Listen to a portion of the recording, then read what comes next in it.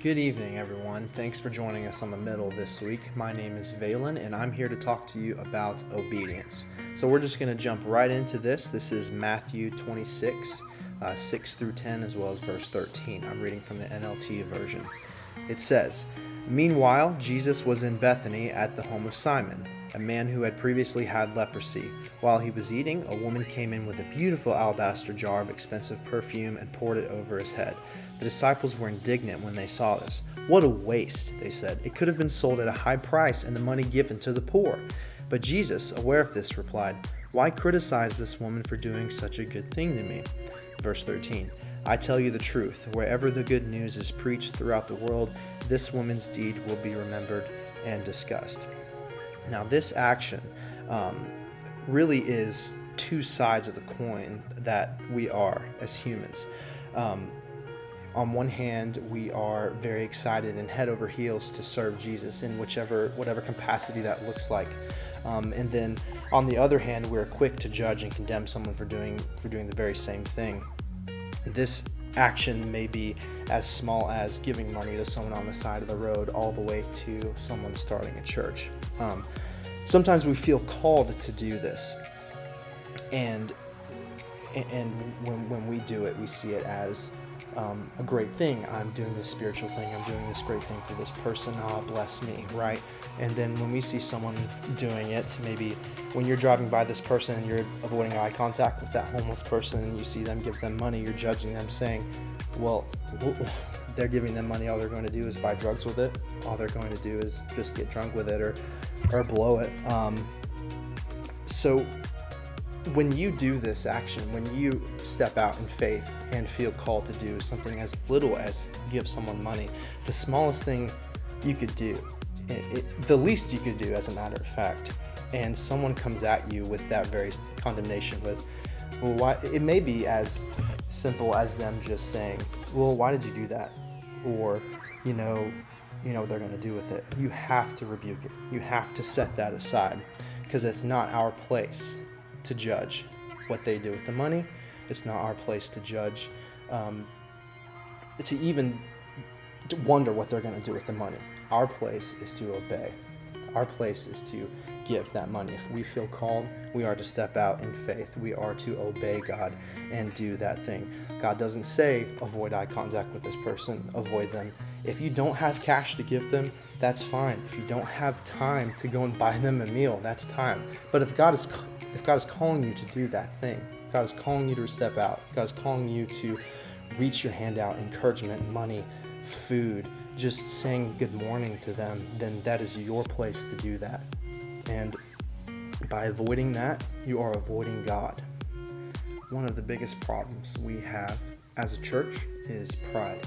We want to come in on Sunday, we want to listen, we want to watch, we want to be part of the service, we might even serve, we might even invite someone to come with you on Sunday so that they can listen, watch, be a part of it.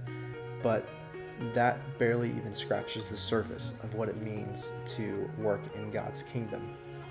You see, without the right attitude coming into church, that work is for nothing anyways. Without having the love, without having the dedication, without having the knowledge, the respect, the fear of God, it's for nothing anyways. When you come to church, you come to serve, you come to worship, you come to learn, you come to revere God, you come to fear God, you come to learn what He is in your life, and what He wants you to be in the lives of non-believers as well as believers. These things are fundamental to our walk in faith. These things are absolutely necessary to absorb when you come in on Sunday. If you're coming in just to do it, then you're missing all of it and you're not doing anything at all. So when you come to church, when you come to serve, you come to absorb. You come to get what God is. You come to worship Him with a group of believers, a community. And that is part of obeying His will. That is part of His will for your life, is to worship with other believers, is to disciple to other believers who may be new. That is part of the call to obedience in our lives. So once you leave, after you've absorbed, after you've gone through this osmosis stage in church of taking in, you are now called to go out and release and do like the sponge and release the water, to release the living water that God has poured into you to the people around you, to that homeless person on the side of the street, to the friend that needs encouragement, to the mother, to the father, to the brother, the sister, who people who are struggling right now. You are called to release that living water to them, release those words of encouragement, release that financial gift, release that just gift of being a presence, being someone there that they can talk to, or being someone that they can cry to. It is very important for us to be there for our fellow people, through our brothers and sisters in Christ. It is, I think, important now more than ever with the struggle of anxiety, depression, of feeling like we're alone, feeling like we are not together in our problems.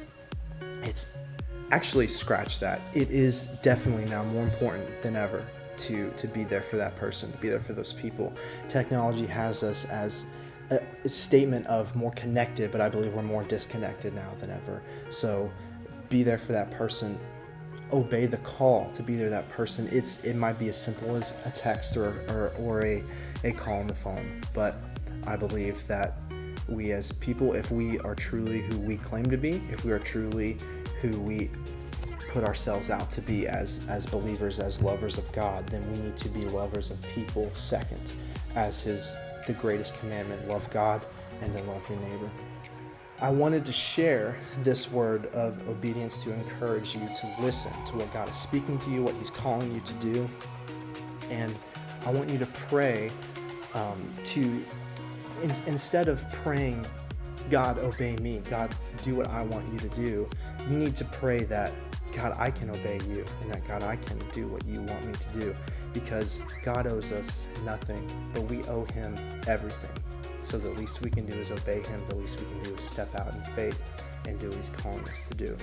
So I pose this question to you: what is obedience? What does obedience look like to you as a believer, as maybe a non-believer?